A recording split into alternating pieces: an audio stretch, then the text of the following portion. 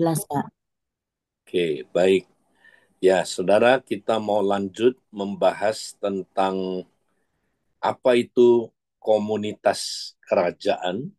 Ya, minggu lalu kita sudah sekali membahas ini. Nah, kita mau lebih mendalam lagi membahas tentang komunitas kerajaan. Nah, komunitas kerajaan, saudara, adalah unit dasar dari gereja. Ya, ketika gereja dibangun oleh Kristus, ya gereja itu sangat berbeda dengan gereja yang ada sekarang, saudara. Ya, sekarang itu gereja lebih berfokus kepada ibadah-ibadah hari Minggu. Tapi sebenarnya gereja itu adalah komunitas keluarga yang terikat janji. Nah, minggu lalu kita sudah belajar, saudara, next, bahwa kalau kita lihat dalam Efesus 5, ayat ke-32 sampai ayat yang ketiga, pasal 6, ayat yang ke-9, kita dapat melihat, next, saudara, bahwa gereja itu adalah komunitas keluarga yang terikat janji.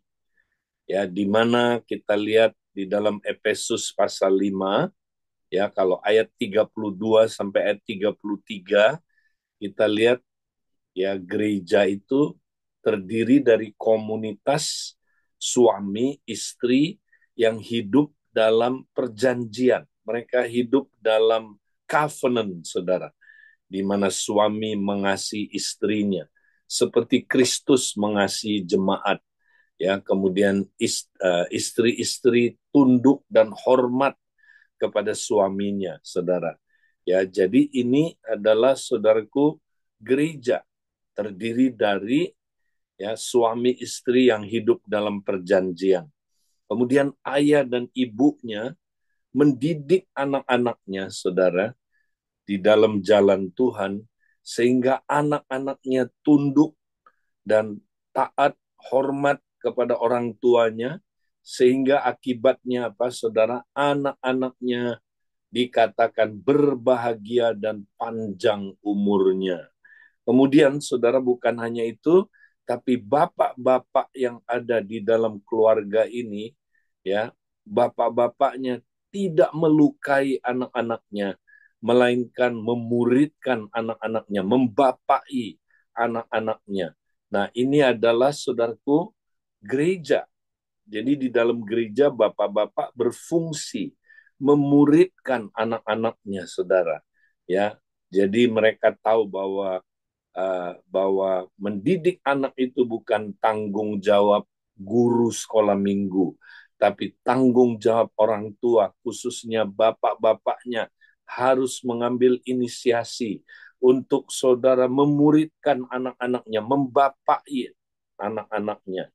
Nah, kemudian bukan hanya itu, tapi juga saudara di dalam Efesus 6 ayat 5 sampai 9, ya, kalau ada budak-budak yang sudah percaya Yesus, mereka dianggap sebagai bagian dari keluarga rohani.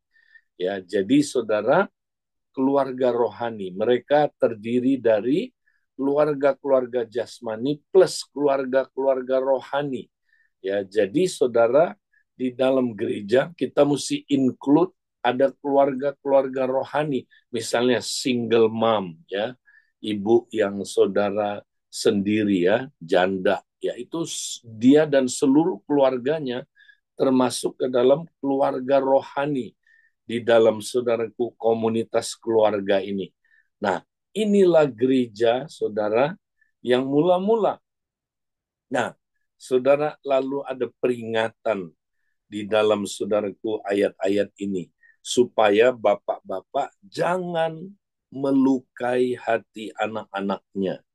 Ya, tentu bapak-bapak juga jangan melukai ya istrinya, saudara, atau ibu-ibunya. Ya, jadi saudara, kalau bapak-bapak ya melukai anak-anaknya, ya, kemudian suami melukai istrinya, istri melukai suaminya. Nah, next kita lihat akibat luka-luka yang terjadi, saudara, maka ada diskoneksi di dalam keluarga. Nah, inilah penyebab, saudara, hancurnya keluarga. Ya, ketika suami istri saling melukai, saudara, maka apa yang terjadi, saudara? Ada dinding pemisah di antara suami dan istri. Hatinya sudah berpisah, saudara. Ya, jadi makanya banyak suami istri mulai dengan apa, saudara? Pisah ranjang, ya. Pisah hati, terus pisah ranjang, pisah kamar, pisah rumah, lama-lama pisah. Jadi terjadi perceraian. Nah, saudara, kita lihat ini banyak terjadi di zaman gereja masa kini. Ya, angka perceraian ya di bangsa-bangsa kita lihat terutama di Amerika, saudara, sudah mencapai 50%. Bayangkan, saudara, orang Kristen sama, tidak ada bedanya, saudara. Mau Kristen Pantekosta, mau karismatik, Injili, Baptis, mau Katolik, mau apa, saudaraku, apalagi saudara misalnya Ortodok, sama aja, nggak ada bedanya. Ya, jadi kita bukannya pusat solusi, kita bagian dari masalah yang ada. Ya, mestinya orang kalau ke gereja mau cerai, nggak jadi cerai, saudara. Dipulihkan, ya. Tapi kita nggak, saudara. Kita lihat orang datang ke gereja, sama aja, nggak ada perubahan. Ya, nggak ada perubahan dalam hubungan suami istri. Mereka saling melukai, saling menyakiti. Akibatnya, saudara, terjadi perceraian suami istri. Nah, demikian juga luka-luka antara orang tua dengan anak-anak. Ya, orang tuanya melukai anak-anak terus. Terjadi apa, saudaraku? Hubungan diskoneksi. Ada dinding pemisah. Ya, akibatnya, saudara, anak-anak meninggalkan Tuhan, meninggalkan gereja. Ya, di survei, saudara, ya banyak sekali, saudaraku, anak-anak keluarga Kristen, ya mereka meninggalkan gereja, bahkan lebih gawat meninggalkan Tuhan, ya. Dan di survei, saudara, kenapa? Apa penyebab yang terutama? Ya, dari hasil surveinya, saudara, mengagetkan. Penyebab utama, ya, anak-anak meninggalkan gereja dan meninggalkan Tuhan adalah karena, ya, ibu yang terus-menerus melukai anaknya. Jadi penyebab pertamanya ibu, saudara. Ya, penyebab kedua adalah bapak. Bapak yang terus-menerus melukai anaknya. Penyebab yang ketiga adalah guru. Ya, kalau guru terus-terusan melukai anaknya, saudara, maka anaknya jangan heran meninggalkan gereja dan meninggalkan Tuhan. Ya. Nah, kalau youth pastor, saudara, itu nomor 12. Ya, itu nggak terlalu pengaruh, saudara. Karena youth pastor paling 2 jam, 3 jam seminggu bersama dengan apa jiwa-jiwa anak muda yang dia gembalakan. Tapi kalau orang tua, bapak, ibu, ya, dan guru itu paling sering ketemu dengan anak-anaknya. Itu sebabnya, ya, kalau bapak, ibu, ya, kemudian guru terus-menerus melukai anak-anaknya, maka jangan heran kita kehilangan generasi yang ada di bawah kita, saudara. Nah, karena itu, saudara, kita mesti, ya, saudara, kembali lagi. Ya, kita mesti, saudaraku, kembali lagi ke keluarga. Kita harus mulai dengan, saudaraku, hidup, ya, di dalam keluarga yang terikat janji. Next. Nah, apa kuncinya, saudara, untuk kita hidup dalam keluarga yang terikat janji? Ya. Nah, kuncinya adalah, saudara, kita harus memiliki komunikasi dari hati ke hati. Ya. Nah, seringkali, saudara, dalam kita bangun komunikasi, saudara, kita komunikasinya cuma tingkat satu. Kita nggak masuk lebih dalam komunikasi, ya, dari hati ke hati. Ya, next, saudara. Makanya kita mesti belajar, ya, komunikasi dari hati ke hati. Ya, Nah, kita tahu ada dua tingkat komunikasi. Tingkat yang pertama, komunikasi yang di permukaan, saudara. Komunikasi yang bersifat topikal. Kita bahas topik-topik, ya misalnya suami istri bahas ya keuangan, nah itu topikal. Apa masa depan keluarga kita, visi kita, misi kita, itu topikal. Ya, bagaimana kita mau beli rumah, mau beli ya mobil atau apa, itu topikal, saudara. Itu komunikasi tingkat satu. Tapi kita mesti bangun, saudara, komunikasi tingkat dua. Itu dari hati ke hati. Ya, kalau kita nggak menyentuh hati ke hati, saudara, ya kita akhirnya, saudara, ya nggak mencapai ya hati dari pasangan kita, ya atau keluarga kita, sehingga, saudara, ya hubungan kita nggak nyambung. Bahkan cenderung, saudara, kita saling melukai tanpa kita sadari kita telah saling melukai. Ya, nah, saya kasih contoh, saudara. Ya, suami-suami di sini, saya yakin, ya, saudara mau mengasihi istrimu. Karena perintah buat suami kan apa, saudara? Hai suami-suami, apa? Kasihilah istrimu. Saya yakin suami-suami mau ya mengasihi istrinya, betul nggak? Pasti. Kenapa, saudara? Karena itu perintah buat suami. Nah, tapi pertanyaannya gini, saudara. Pertanyaannya, saya tanya istri, ya, apakah engkau merasakan suamimu mengasihi engkau? Nah, pasti jawabnya enggak, saudara. Suaminya mau mengasihi dia, mengasihi istrinya, tapi istrinya enggak berasa suaminya mengasihi dia. Ya, ini beda, saudara.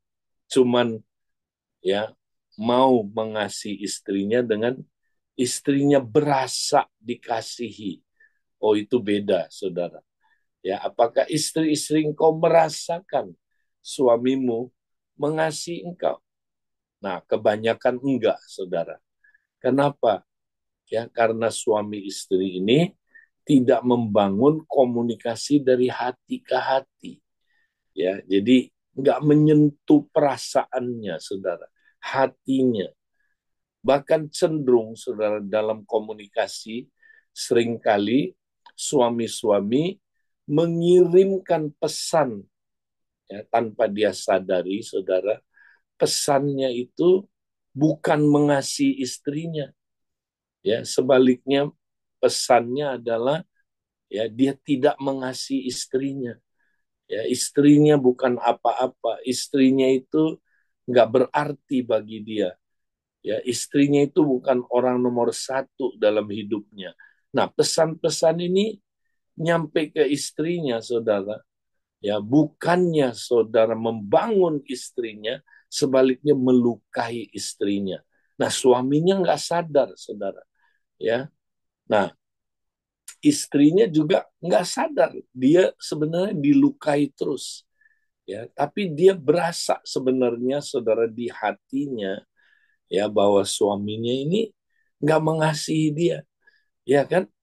Nah, tapi dia, saudara, nggak sadar. Suaminya, istrinya, dua-duanya nggak sadar. Kenapa, saudara? Karena mereka tidak membangun komunikasi level 2 dari hati ke hati. Ya, nah makanya, saudara, coba lihat. Ya, wanita itu unik sekali, istri itu unik. Ya, coba. Kadang-kadang dia suka bertanya begini, ya kan? Sayang, sebenarnya kamu mengasihi aku nggak? Coba berapa kali dia nanya itu. Kau mengasihi aku nggak? Tanya lagi nanti, kamu mengasihi aku nggak? Ya, sebenarnya ada apa di hatinya, saudara? Ya, dengan perkataan lain, dia nggak merasa dikasihi sebenarnya. Ya, jadi dia bertanya pertanyaan itu, ya kan? Nah, seringkali, saudara, istri bertanya kepada suami pertanyaan-pertanyaan yang susah dijawab, saudara. Ya, misalnya, ya ada suami yang nanya sama istrinya gini, istri yang nanya sama suaminya begini. Ya, dia bilang, sayang, waktu kamu makan ya di kantor, kamu ingat aku nggak? Waduh, ini susah dijawab, saudara ya.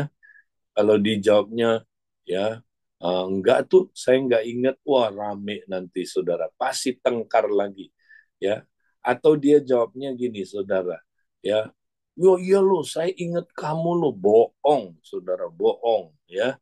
Sebenarnya jarang suami yang ingat istrinya waktu makan, ya. Nah, kenapa istri sampai nanya begitu, saudara? Ya, nah ada sesuatu di hati dia, ya, yang dia ingin ungkapkan, tetapi saudara, ya, suaminya nggak ngerti, ya, karena mereka komunikasinya di level satu terus. Tapi coba kalau mereka masuk ke level 2, saudara. Nah, nanti di situ, saudara, baru mereka mengerti apa yang terjadi di hati mereka. Nah, makanya, saudara, dalam kita berkomunikasi, jangan cuma mencapai tingkat satu. Kita mesti berkomunikasi di tingkat 2. Ya. Nah, kembali kepada yang tadi, saudara. Ya, seringkali ya kita suami istri itu, saudara, ya, kalau kita konflik, saudara, ya kita bertanya sesuatu, sebenarnya pertanyaan itu, saudara, ya nggak perlu dijawab, ya karena tidak ada jawaban yang tepatnya, saudara. Ya kayak Tuhan Yesus ketika dia ditanya pertanyaan-pertanyaan yang apa sulit, saudara. Kalau dia jawab A, salah. Jawab B, salah. Dia dijebak. Nah, apa yang Yesus lakukan, saudara? Dia nggak jawab pertanyaan itu. Tapi dia berbalik bertanya ya kepada orang itu. Nah, demikian juga kita dalam komunikasi, saudara. Seringkali, saudara, kita coba menjawab pertanyaan-pertanyaan. Akibatnya kita stay dalam komunikasi tingkat satu. Ya, ini saya kasih contoh aja, saudara. Misalnya, ya, saya, saudara, udah janji sama istri. Saya bilang, ya nanti saya jam 5 di kantor selesai, saya akan pulang. Ya, saya akan makan malam bersama kamu. Wah, istri saya senang. Pasti istri saya sudah, saudaraku, menanti-nantikan saya. Ya, nanti jam 5 saya akan pulang makan malam, ya. Tapi ternyata waktu saya, saudaraku, pulang ditunggu-tunggu, nggak pulang-pulang jam 5. Akhirnya saya telat, saudaraku. Jam 6 baru saya sampai di rumah, saudara. Dan saya lihat istri saya, ya wajahnya sudah manyun, ya tahu manyun, saudara, udah nggak enak. Ya, kemudian dia bertanya, ya, kenapa sayang kamu telat tadi? Ya, udah telat kamu nggak kasih tahu saya lagi. Ya, kenapa sih? Ya, kamu akhir-akhir ini ya kok suka telat? Nah, waktu dia nanya pertanyaan itu, saudara, biasanya kita cenderung pria-pria ngapain, saudara? Kita menjelaskan, ya, kita, saudaraku, klarifikasi, atau kadang-kadang apa, saudara, kita pembenaran, ya kita penjelasan, ya. Nah, apa yang terjadi, saudara? Waktu kita menjelaskan, waktu kita klarifikasi, waktu kita apalagi pembenaran, ya yang terjadi apa, saudara? Makin kacau, makin manyun, akhirnya konflik, saudara. Wah, konfliknya cukup tajam. Nah, kenapa, saudara? Karena kita komunikasinya level satu terus. Ya, kita nggak masuk ke hatinya pasangan kita. Sehingga kita nggak tahu sebenarnya apa yang terjadi di hati dia. Nah, mestinya, saudara, dalam keadaan demikian, apa yang kita lakukan, saudara? Nah, kemarin teman saya, hamba Tuhan namanya Crick Hill, dia memberikan, saudaraku, sebuah tips yang sangat luar biasa. Ya, Jadi tiap kali kita kalau saudara ada konflik ya di dalam hubungan suami istri saudara, maka kita jangan coba klarifikasi, penjelasan ya. Nah, tapi saudara gunakanlah teknik ini ya. Nah, ini dia next saudaraku, yaitu 2 pertanyaan dan 1 tindakan ya dalam komunikasi saudara, supaya terjadi komunikasi dari hati ke hati. Nah, apa itu 2 pertanyaan 1 tindakan? Nah, kita nanya begini sama pasangan kita. Dari nada suaramu dan sikapmu, sepertinya ada tindakan dan perkataan saya yang telah melukai kamu. Benar apa enggak? Ya. Nah, kayak tadi, ya, dari nada suaramu sayang dan sikapmu, sepertinya ya ada tindakan dan perkataan saya yang telah melukai kamu. Benar apa enggak? Kalau dia jawab iya, ya. Nah, maka kita tanya lagi pertanyaan yang kedua. Dapatkah kamu menjelaskan lebih detail bagaimana tindakan dan perkataan saya telah melukai kamu? Ya, kita tanya, saudara. Nah, lebih detail lagi, kita gali lebih dalam lagi. Nah, ini kita berusaha masuk ke level 2 dalam apa, saudara, dalam kita ya berkomunikasi. Nah, kalau kita tanya begini, pasti pasangan kita, ya, kalau tadi contohnya saya telat itu, ya, istri saya pasti akan ngomong, ya, benar, ya, ketika kamu telat, kamu nggak kasih tahu, ya, bahwa kenapa kamu telat, ya, aku merasa aku kurang berarti buat kamu. Aku merasa, ya, kamu abaikan aku. Aku berasa, ya, aku bukan orang nomor 1 dalam hidup kamu, ya. Selain Yesus, aku bukan orang nomor 1 buat kamu, ya. Jadi saudara, biar pasangan kita menceritakan, ya, hal-hal yang telah melukai dia, ya. Karena saudaraku masih ingat, kita cenderung saling melukai, kita cenderung saling menembak, ya. Masih ingat ilustrasi minggu lalu, ya, kita saling tembak karena kita berpikir musuh kita adalah darah dan daging, ya. Padahal musuh kita roh-roh jahat di udara, ya. Kita dijadikan wayang, ya, diadu, saling tembak-tembakan, saling melukai, saudara, tanpa kita sadari. Nah, kita nggak akan temukan itu kalau kita nggak masuk ke komunikasi level 2. Ya, dari hati ke hati kita bicara. Nah, kalau kita udah menemukan itu, ya, apa yang kita mesti lakukan? Lakukanlah 1 tindakan. Minta maaf karena kita tidak melihat kesalahan dan dosa tersebut. Ya, saudara, kita minta maaf. Ya, makanya saudara, ya, ketika suami-suami minta maaf, ya, apa yang terjadi, saudara? Pasti istrinya memaafkan dia, saudara.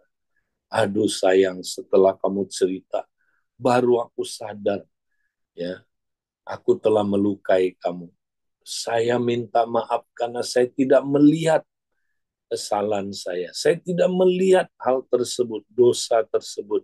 Maukah kamu mengampuni aku? Ya, ketika saudaraku seorang suami minta maaf dengan tulus, pastilah suami istrinya memaafkan dia. Pasti istrinya, saudara, lukanya akhirnya sembuh. Pasti saudaraku padam emosinya yang tadinya konflik, saudara, beres. Dalam waktu 1 jam, dalam waktu saudaraku beberapa menit, masalah kita beres. Ya, kalau kita praktekkan ini terus, saudara, kita akan lihat revival terjadi dalam hubungan suami dan istri. Mari, saudaraku, kita praktekkan ini. Ya. Nah, sekarang saya mau kasih PR buat suami istri, ya. Ini PR. Kalau saudara mau, ya, mengalami breakthrough dalam hubungan suami istri, praktekkan ini, saudara, tiap hari. Next, ya, saya sebut doa 6 menit. setiap hari. Ya, coba lakukan ini, saudara. Kau akan lihat keluargamu akan berubah total. Ya, saya dengar kesaksian-kesaksian yang luar biasa. Ya, pasangan suami istri yang tiap hari berdoa bersama. Ya, ingat saudara, Ed Cole bilang doa menghasilkan keintiman. Ketika kita berdoa kepada Tuhan, kita akan intim dengan Tuhan. Ketika kita berdoa untuk anak-anak, kita akan intim dengan anak-anak. Ketika kita berdoa bersama pasangan kita akan intim dengan pasangan kita. Karena doa menghasilkan keintiman. Ya, praktekkan ini, saudara. 2 menit pertama kita fokus dengan apa, saudara? Mengaku dosa. Bertobat dari dosa saling melukai. Ya, kita bertobat tiap hari, saudara. Kita cek, ya, pakai 2 pertanyaan tadi dan 1 tindakan. Ya, tadi kan kita saling bertanya, apakah ada tindakan perkataan saya yang telah melukai kamu? Kalau ada, boleh kamu cerita lebih detail bagaimana tindakan dan perkataan saya melukai kamu.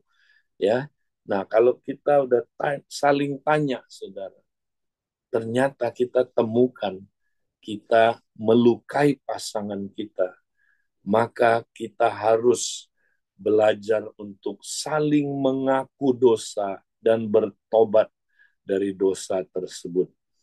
Ya, kalau kita, saudara, mengaku dosa kita, maka Allah setia dan adil. Dia akan mengampuni dosa kita dan menyucikan kita dari segala kejahatan kita. Ya, bahkan kalau kita terus-menerus mengaku dosa, hidup dalam terang, maka kita beroleh persekutuan seorang akan yang lain. Maka suami istri akan intim. Suami istri akan mengalami koinonia yang sesungguhnya itu, saudara. Wow, dahsyat. Saudara akan mengalami revival. Ya. Nah, 2 menit yang kedua, saudara, kita mengucap syukur. Ya, kalau saudara yang diberikan, ya, saudara bisa berbahasa roh, sama-sama berbahasa roh. Ya, bangun, saudaraku, manusia roh, saudara, suami dan istri. Kemudian 2 menit yang terakhir, saling memberkati. Ya, suami memberkati istrinya, istri memberkati suaminya. Yang saya biasa lakukan adalah saya berkati istri saya.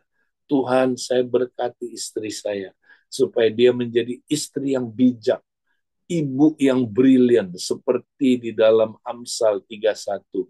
Tuhan berkati roh, jiwa, dan tubuh istri saya, Tuhan. Berkati Tuhan kesehatannya, berkati keuangannya, Tuhan. Berkati Tuhan supaya istri saya jadi berkat buat banyak orang. Ya, kemudian kita saling memberkati dan mengakhirinya dengan doa, Bapak kami. Ya, saudara, kami lakukan ini dan kami mengalami breakthrough yang luar biasa. Saudara, karena tiap hari kita berkomunikasi level 2. Ya, tiap hari kita, saudaraku, ya, saling mengaku dosa. Kalau kita saling melukai, sehingga saudara nanti kita akan mencapai namanya hidup zero konflik. Ya, konfliknya nol, saudara. Ya. Nah, makin lama kita nyelesain konflik makin mudah. Ya, 5 menit beres kalau konflik. 3 menit sekarang, saudaraku, hitungannya 2 menit beres, saudaraku, kalau ada konflik. Ya, kalau kita praktekin ini, ya, kita akan mengalami revival, saudara. Karena kita ini adalah tindakan kita mengasihi pasangan kita. Ya, kalau kita mengasihi, saudara, ya, maka saudara, akibatnya ini juga berdampak bagaimana kasih kita terhadap Tuhan. Alkitab bilang, kalau kita nggak mengasihi yang kelihatan, bagaimana kita bisa mengasihi yang tidak kelihatan? Kalau kita nggak mengasihi istri, bagaimana kita bisa mengasihi Tuhan? Mari kita praktekkan ini, saudara. Ya, ini menyelamatkan pernikahan saudara, ya, dari bahaya perceraian. Ya, kita lihat, saudaraku, ya, dikatakan, saudara, dalam survei, ya, bahwa 50% pernikahan berakhir dengan perceraian. Pernikahan orang Kristen, bukan hanya orang yang non-Kristen. Ya, tapi ya survei menunjukkan, saudara, bahwa kalau pasangan berdoa tiap hari, saudara, berdoa tiap hari, angka perceraiannya hanya 1%. Tapi kalau tidak berdoa bersama-sama, saudara, walaupun Kristen, ya, maka angka perceraiannya 50%. Makanya mari kita praktek prinsip ini terus, saudara. Ini menyelamatkan keluarga kita. Nah, yang terakhir, saudara, ya, saya dorong keluarga-keluarga next, ya, seminggu sekali lakukan acara keluarga, saudara. Ya, seminggu sekali. Terserah saudara mau sebut ini ya apa, eh, kayak apa saudaraku, kayak sabat, ya, istirahat atau acara keluarga, silakan. Tapi kita nggak mempraktekkan sabat seperti orang Yahudi. Tapi ambil waktu seminggu sekali, saudara. Ya, kita apa, saudaraku, kumpul sebagai keluarga. Ya, kita pergi, saudara, makan-makan, cari tempat yang enak, kita, saudaraku, berkomunikasi.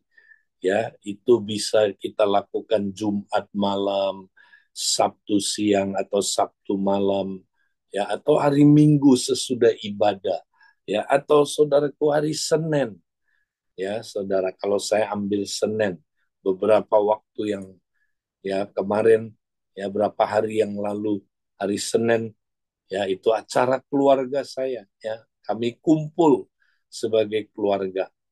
Nah, saudara, apa yang kita lakukan dalam acara ini, saudara? Nah, ini prinsipnya, bangun ya pelan-pelan.